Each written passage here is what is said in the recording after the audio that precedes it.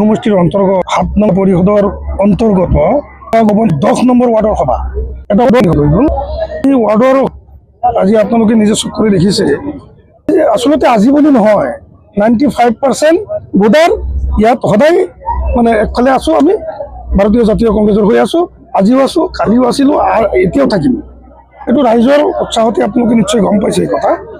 আৰু মই ৰাইজক আহ্বান জনাম 10 নম্বৰ ৱাৰ্ডৰ লগতে কটহাগুৰিৰ গোটেই অঞ্চলৰ মানুহ আহ্বান জনাম যে আমাৰ এই মোৰ ভাতৃপ্ৰতিম আবু হানিফা, আমাৰ কাউন্সিলৰৰ প্ৰাৰ্থী, আমাৰ জিলা পৰিষদৰ প্ৰাৰ্থী মতিবুৰ ৰহমান, দুয়োজনকে যাতে ৰাইজে এইবাৰ বিপুল ভোট দিয়ে। কাৰণ এইকাৰণে মই কৈছোঁ কথাবিলাক, আজি আপোনাৰ পঞ্চায়তৰ প্ৰতিনিধি আমি আছিলোঁ, বিগত সময়ত আমিও পঞ্চায়তৰ প্ৰতিনিধি আছিলোঁ, আমি কিমান কাম কৰিছোঁ, ভাল কৰিছোঁ নে বেয়া কৰিছোঁ এই কথা আপোনালোকেও জানে,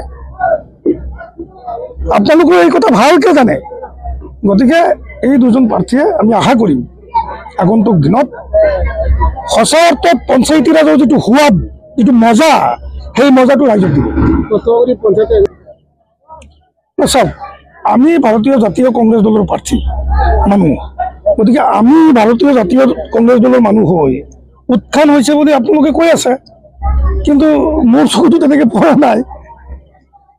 গতিকে আমি আশাবাদী যে ভাৰতীয় জাতীয় কংগ্ৰেছ দলৰ প্ৰাৰ্থীসকলে ইয়াত জিকিব।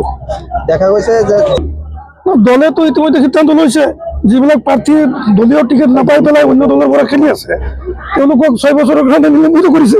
দলৰ সিদ্ধান্ত আপোনালোকে জানেই, ইতিমধ্যে হৈছে এইটো কথা, আমাৰ সভাপতি মহোদয়ে কৈ দিছে এই কথাটো। গতিকে এইটো দলৰ সিদ্ধান্তই আছে।